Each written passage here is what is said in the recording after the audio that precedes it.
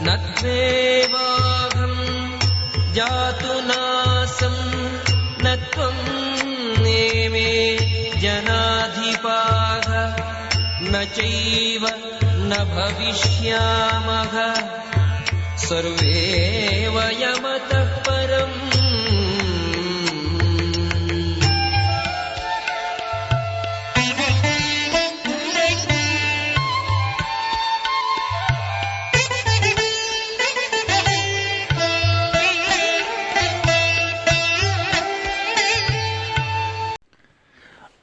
अर्जुन ऐसी चिंता दिखाता हुआ मालूम पड़ता है कि ये सब जो आज सामने खड़े दिखाई पड़ रहे हैं युद्ध में मर जाएंगे, नहीं हो जाएंगे। कृष्ण उसे कहते हैं जो है वह सदा से था और जो नहीं है वह सदा से ही नहीं है। इस बात को थोड़ा समझ लेना उपयोगी है। धर्म तो सदा से ऐसी बात कहता रहा है, लेकिन विज्ञान ने भी ऐसी बात कहनी शुरू कर दी है और विज्ञान से ही शुरू करना उचित रहेगा, क्योंकि धर्म शिखर की बातें करता है जिन तक सबकी पहुंच नहीं है।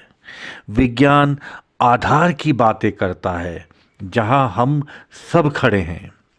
विज्ञान की गहरी सी गहरी खोजों में एक खोज यह है कि अस्तित्व को अनास्तित्व में नहीं ले जाया जा सकता है। जो है उसे विनष्ट करने का कोई उपाय नहीं है और जो नहीं है उसका सृजन करने का भी कोई उपाय नहीं है।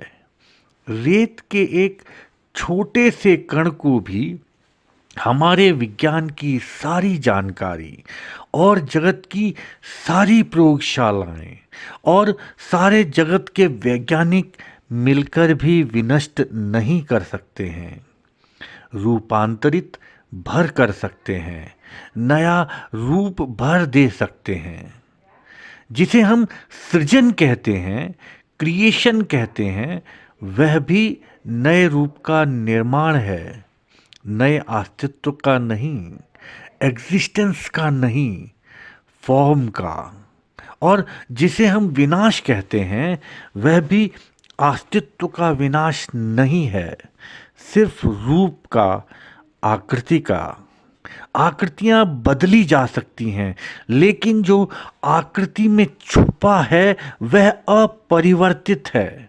करीब करीब ऐसा जैसा गाड़ी का चाक चलता है, घूमता है, लेकिन एक कील है जो खड़ी है जिस पर चाक घूमता रहता है।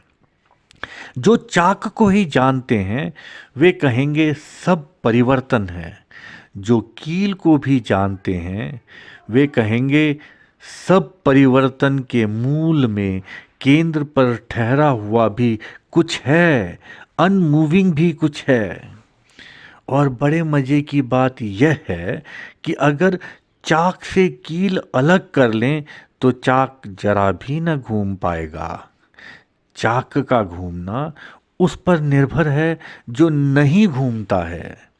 रूप बदलते हैं, रूप का बदलना उस पर निर्भर है जो अरूप है, फॉर्मलेस है और जो नहीं बदलता है।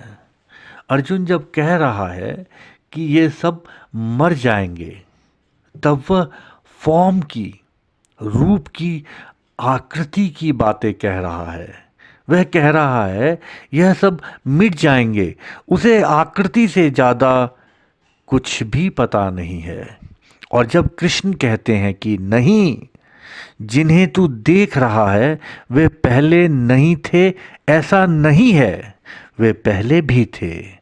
मैं भी पहले था, तू भी पहले था। और ऐसा भी नहीं है कि जो हम आज हैं कल नहीं होंगे, कल भी हम होंगे। सदा सदा अनादि से अंत तक हमारा होना है।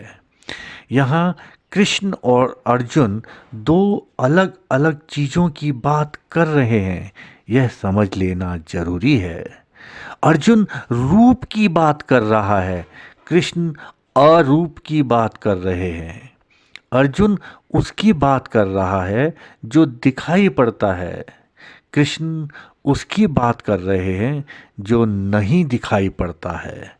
अर्जुन उसकी बात कर रहा है जो आँखों और हाथों की पकड़ में आता है। कृष्ण उसकी बात कर रहे हैं जो हाथ, आँख और कान की पकड़ के पीछे छूट जाता है। अर्जुन जैसा हम सब सोचते हैं वैसा सोच रहा है। कृष्ण वैसा कह रहे हैं जैसा हम सब जान सके कभी तो हमारा परम सौभाग्य है। जो दिखाई पड़ता है वह सदा नहीं था। सदा तो बहुत बड़ा शब्द है। जो दिखाई पड़ता है वह क्षण भर पहले भी नहीं था। आप मेरे चेहरे को देख सकते हैं, लेकिन क्षण भर पहले यह चेहरा यही नहीं था। क्षण भर बाद यही नहीं होगा। क्षण भर में बहुत कुछ मेरे शरीर में मर गया और बहुत कुछ नया आ गया। बुद्ध कहा करते थे, कोई उनसे मिलने आता तो वे उससे कहा करते थे कि तुम जब मिलने आए थे और जब तुम विदा होओगे तो वो नहीं होओगे जो मिलने आया था। घंटे भर में बहुत कुछ बदल जाता है। एक आदमी 70 साल में कोई 10 बार पूरा का पूरा बदल जाता है। हर साल शरीर में सबके सब अणु परमाणु बदल जाते हैं। प्रति क्षण शरीर में कुछ मर रहा है और बाहर फेंका जा रहा है। प्रति क्षण शरीर में नया जीवित हो रहा है, नया आ रहा है। भोजन से आप नया डाल रहे हैं और प्रतिपल शरीर से बहुत कुछ बाहर फेंका जा रहा है। 7 साल में पूरा शरीर बदल जाता है, लेकिन हम कहे चले जाते हैं कि मैं वही हूँ।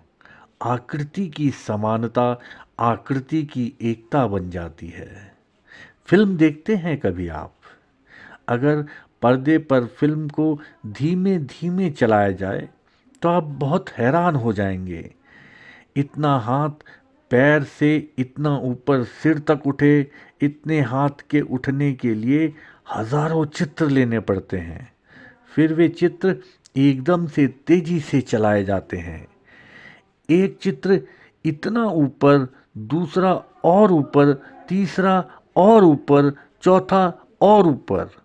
इतनी तेजी से घूमने से हाथ उठता हुआ मालूम पड़ता है, लेकिन अगर उन्हें धीमे चलाया जाए तो आप पाएंगे हाथ के 1000 चित्र लेने पड़े हैं। ठीक ऐसे ही जब हम एक व्यक्ति को देख रहे हैं तो हम एक ही व्यक्ति को नहीं देख रहे हैं। जितनी देर हमने देखा उस बीच 1000 चित्र हमारी आंखों ने ग्रहण किए हैं। भीतर चित्र संश्लिष्ट हुए और एक आकृति हमारे मन में बनी। जब तक वह बनी है तब तक बाहर सब बदल गया है। विराट आकाश में तारे दिखाई पड़ते हैं। जो तारे हमें दिखाई पड़ते हैं वे वहीं नहीं होते हैं जहां दिखाई पड़ते हैं, वहां कभी थे। क्योंकि जो निकटतम तारा है उससे भी हम तक आने में कोई 4 साल रोशनी को लग जाते हैं। और रोशनी कोई धीमी नहीं चलती।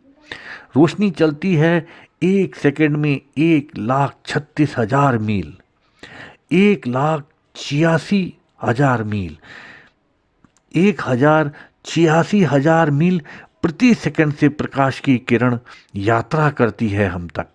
4 साल लगते हैं हमारे निकटतम तारे से हम तक पहुंचने में। और जब हमारे पास किरण पहुंचती है तो हमें तारा वहां दिखाई पड़ता है जहां 4 साल पहले था। इस बीच हो सकता है कि रहा ही ना हो, बिखर गया हो। और इतना तो तय है कि उस जगह अब नहीं होगा जहां 4 साल पहले था। इस बीच वह करोड़ों अरबों खरबों मील की यात्रा कर जाया। इसलिए रात हमें जो तारे दिखाई पड़ते हैं वे वहाँ नहीं हैं जहाँ दिखाई पड़ते हैं। रात बड़ी झूठी है, तारे बिल्कुल झूठे हैं। कोई तारा वहाँ नहीं है और दूर के तारे हैं। किसी तारे को 100 वर्ष लगते हैं, 1000 वर्ष लगते हैं रोशनी पहुंचाने में, करोड़ वर्ष लगते हैं। ऐसे तारे हैं कि जब पृथ्वी बनी थी कोई 4 अरब वर्ष पहले, तब से उनकी चली रोशनी अब तक पृथ्वी पर नहीं पहुंची। इन 4 अरब वर्षों में ना मालूम क्या हो गया होगा। जो हमें दिखाई पड़ता है वह वही नहीं है जो है, उतनी देर में भी बदल जाता है। जब आँख से मैं देखता हूँ आपके चेहरे को, तो आपसे किरण मुझ तक आती है, तब तक भी समय गुजरा। आप वही नहीं होते हैं। इस बीच भीतर सब कुछ बदल गया है। आकृति सदा की तो बात दूर, क्षण भर भी एक नहीं रहती। हेराक्लितु ने कहा है, you can not step twice in the same river. एक नदी में आप दोबारा नहीं उतर सकते। यह भी जरा ठीक नहीं है, बिल्कुल ठीक नहीं है। एक नदी में एक बार भी उतरना बहुत मुश्किल है, दोबारा उतरना तो असंभव है। एक नदी में एक बार भी उतरना मुश्किल है, क्योंकि जब पैर आपका नदी की सतह को छूता है तब नीचे नदी भागी जा रही है। जब पैर थोड़ा और नीचे जाता है तब ऊपर नदी भागी जा रही है। जब पैर और नीचे जाता है तब नदी भागी जा रही है। आपका पैर नदी में 1 फीट उतरता है, उस समय नदी का सारा पानी भागा जा रहा है। जब आप ऊपर छुए थे तब नीचे का पानी भाग गया है। जब आप नीचे पहुँचे तब तक ऊपर का पानी नहीं है। आकृति तो नदी की तरह भाग रही है, लेकिन आकृति हमें स्थिर दिखाई पड़ती है। समानता की वजह से तादात्म्य मालूम होता है। वही है जो कल देखा था, वही है जो सुबह देखा था, वही है। प्रतिपल आकृति बदली जा रही है। यह आकृतियों का जो जगत, यह रूप का जो जगत है, अर्जुन इस रूप के जगत के प्रति चिंतित है बहुत। हम भी चिंतित हैं बहुत। जो मर ही रहा है प्रतिपल, उसके लिए वह कह रहा है कि ये मर जाएंगे तो क्या होगा। जो मर ही रहा है उसे बचाने का कोई उपाय नहीं है, उसके लिए वह चिंतित है। वह असंभव के लिए चिंतित है, और जो असंभव के लिए चिंतित है वह चिंता से कभी मुक्त नहीं हो सकता। असंभव की चिंता ही विक्षिप्तता बन जाती है।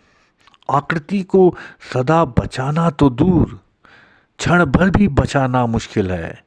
एक आकृति का जगत है, रूप का, ध्वनि का, किरण का, तरंगों का। वह कंपित है पूरे समय, सब बदला जा रहा है।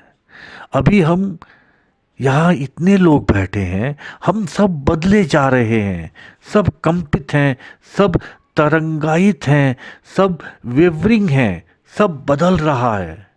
इस बदलाहट के जगत को जो भी सोचता हो, बचाने की आकांक्षा रखता हो, वह असंभव की आकांक्षा कर रहा है।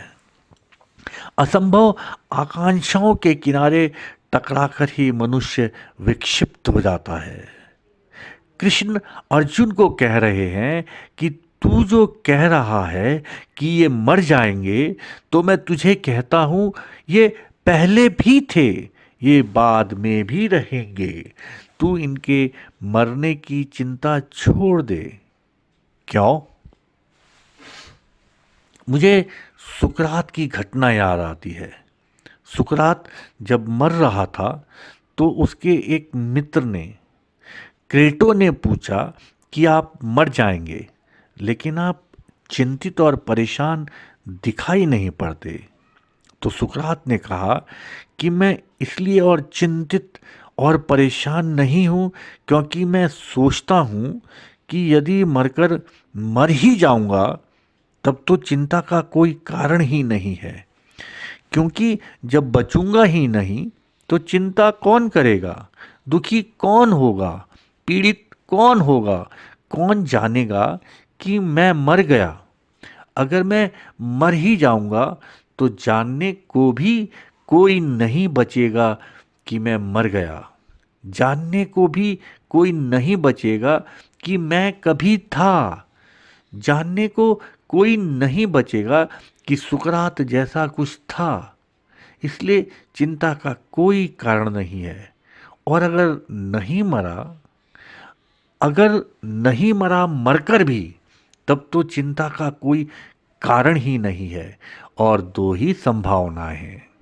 सुकरात ने कहा, या तो मैं मर ही जाऊंगा और या फिर नहीं ही मरूंगा, और तीसरी कोई संभावना नहीं है, इसलिए मैं निश्चिंत हूं।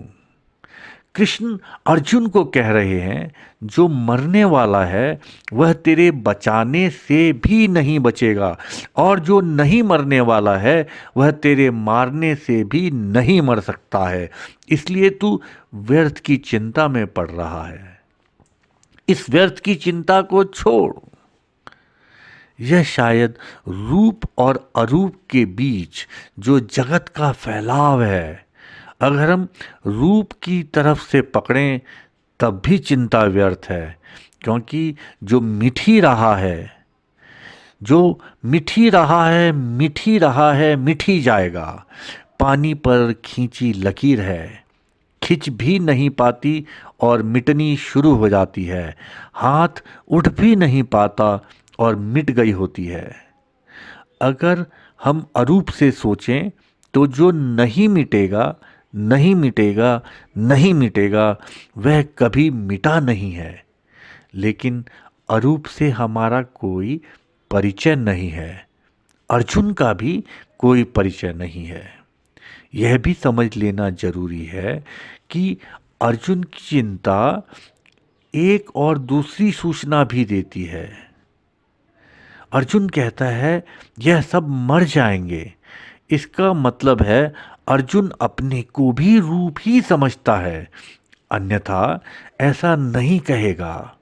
हम दूसरों के संबंध में जो कहते हैं वह हमारे संबंध में ही कहा गया होता है। जब मैं किसी को मरते देखकर सोचता हूँ कि मर गया, खो गया, मिट गया, तब मुझे जानना चाहिए कि मुझे अपने भीतर भी इसका पता नहीं है कि जो नहीं मिटता है, नहीं मरता है, नहीं खोता है। अर्जुन जब चिंता जाहिर कर रहा है कि ये मर जाएंगे, तो वह अपनी मृत्यु की ही चिंता जाहिर कर रहा है। वह यह जानता नहीं कि उसके भीतर भी कुछ है जो नहीं मरता है। और जब कृष्ण कह रहे हैं कि ये नहीं मरेंगे, तब कृष्ण अपने संबंध में कह रहे हैं, क्योंकि वे उसे जानते हैं जो नहीं मरता है। हमारा बाहर का ज्ञान हमारे भीतर के ज्ञान का ही विस्तार है। हमारा जगत का ज्ञान हमारे स्वयं के ज्ञान का ही विस्तार है, एक्सटेंशन है। जो हम अपने संबंध में जानते हैं उसे ही फैलाकर हम समस्त के संबंध में जान लेते हैं, और जो हम अपने संबंध में नहीं जानते उसे हम किसी और के संबंध में कभी नहीं जान सकते। आत्मज्ञान ही ज्ञान है, बाकी सब ज्ञान गहरे अज्ञान पर खड़ा होता है, और अज्ञान पर खड़े ज्ञान का कोई भी भरोसा नहीं है। अब वह अर्जुन बड़े ज्ञान की बातें करता मालूम पड़ता है, वह बड़े धर्म की बातें करता हुआ मालूम पड़ता है, लेकिन उसे इतना भी पता नहीं है कि अरूप भी है कोई, निराकार भी है कोई, अस्तित्व के आधार में कुछ है जो अमृत है। इसका उसे कोई भी पता नहीं है, और जिसे अमृत का पता नहीं है उसके लिए जीवन में अभी ज्ञान की कोई भी किरण नहीं फूटी। जिसे मृत्यु का पता है वह घने अंधकार और अज्ञान में खड़ा है। कसौटी यही है, अगर ज्ञात है आपको अपनी सिर्फ मृत्यु तो अज्ञान आधार है, और अगर ज्ञात है आपको अमृत नहीं जो मरता तो ज्ञान आधार है। अगर मृत्यु का भय है मन में, चाहे दूसरे की चाहे अपनी, इससे कोई भेद नहीं पड़ता। अगर मृत्यु का भय है मन में तो गवाही है वह भय इस बात की कि आपको अमृत का कोई भी पता नहीं है, और अमृत ही है। और मृत्यु केवल ऊपर बनी हुई लहरों का नाम है, सागर ही है, लेकिन सागर दिखाई नहीं पड़ता, दिखाई लहरें पड़ती हैं। आप कभी सागर के किनारे गए हैं तो सागर देखा है? कहेंगे जरूर देखा है, लेकिन सिर्फ लहरें ही देखी होंगी, सागर नहीं देखा होगा। लहरें सागर नहीं हैं, लहरें सागर में हैं जरूर, लेकिन लहरें सागर नहीं है, क्योंकि सागर बिना लहरों के भी हो सकता है, लेकिन लहरें बिना सागर के नहीं हो सकती। पर दिखाई लहरें पड़ती हैं, उन्हीं का जाल फैला है ऊपर, आँख उन्हीं को पकड़ती है, कान उन्हीं को सुनते हैं। और मज़ा यह है कि जिस लहर को आप देख रहे हैं, लहर का मतलब भी यह है कि आप उसे कभी न देख पाएंगे, क्योंकि लहर देख रहे हैं तभी बदली जा रही है, देख भी नहीं पाए कि बदल गई। लहर का मतलब ही है जो हो रही है और तत्काल नहीं हो रही है, जिसका होना और न होना एक साथ चल रहा है, जो उठ रही है और गिर भी रही है, जो है और नहीं है, जो एक साथ डोल रही है। इस लहर को ही हम देखते हैं। जिसने लहरों को ही सागर समझा वह चिंतित हो सकता है कि क्या होगा, लहरें मिट रही हैं, क्या होगा। लेकिन जो सागर को जानता है वह कहेगा लहरों को बनने दो, मिटने दो। लहरों में जो पानी है, जो सागर है, वह पहले भी था जब लहर नहीं थी, और बाद में भी होगी जब लहर नहीं होगी। जीसस से एक मित्र ने पूछा उनके कि अब्राहम एक बहुत पुराना प्रोफेट हुआ है जेरूसलम में, तो अब्राहम बहुत पहले हुआ। तो उनके मित्र ने पूछा आप अब्राहम के संबंध में क्या जानते हैं? तो जीसस ने कहा जब अब्राहम हुआ उससे पहले भी मैं था। बिफोर अब्राहम आई वॉज, मैं अब्राहम से पहले भी था। निश्चित ही उस आदमी को शक हुआ होगा। 30 साल से ज़्यादा उम्र नहीं थी जीसस की। अब्राहम को मरे हजारों साल हो गए थे, और यह आदमी कहता है अब्राहम से पहले भी मैं था। जब अब्राहम नहीं हुआ था तब भी मैं था। असल में जीसस सागर की बात कर रहे हैं, उस लहर की बात नहीं कर रहे जो मरियम से उठी थी। वह जो जीसस नाम की लहर है उसकी बात नहीं कह रहे हैं, वह उस सागर की बात कर रहे हैं जो लहरों के पहले है और लहरों के बाद भी है। और जब कृष्ण कहते हैं पहले भी हम थे, तू भी था, मैं भी था, ये जो लोग सामने युद्ध के स्थल पर आकर खड़े हैं ये भी थे, बाद में भी हम होंगे, तो वो सागर की बात कर रहे हैं और अर्जुन लहर की बात कर रहा है। और अक्सर सागर और लहर की बात करने वाले लोगों में संवाद बड़ा मुश्किल है, कम्युनिकेशन बहुत कठिन है, क्योंकि कोई पूरब की बात कर रहा है, कोई पश्चिम की बात कर रहा है। इसलिए गीता इतनी लंबी चलेगी, क्योंकि अर्जुन बार बार लहरों की बात उठाएगा और कृष्ण बार बार सागर की बात करेंगे और उनके बीच कहीं भी कटाव नहीं होता, कहीं वे एक दूसरे को काटते नहीं। काट दें तो बात हल हो जाए, इसलिए बात लंबी चलेगी। वह फिर दोहराकर लहरों पर लौट आएगा। उसे लहरें ही लहरें दिखाई पड़ती हैं और जिसे लहरें दिखाई पड़ती हैं उसका भी कसूर क्या है? लहरें ही ऊपर होती हैं। असल में जो देखने पर ही निर्भर है उसे लहरें ही दिखाई पड़ेंगी। अगर सागर को देखना हो तो खुली आंखों से देखना जरा मुश्किल है, आंख बंद करके देखना पड़ता है। अगर सागर को देखना हो तो सच तो यह है आंख से देखना ही नहीं पड़ता, सागर में डुबकी लगानी पड़ती है और डुबकी लगाते वक्त आंख बंद कर लेनी होती है। लहरों से नीचे उतरना पड़ता है सागर में। लेकिन जो अभी अपने ही चित्त के लहरों से नीचे न उतरा हो वह दूसरों के ऊपर उठी लहरों के नीचे नहीं जा सकता है। अर्जुन की सारी पीड़ा आत्म अज्ञान है।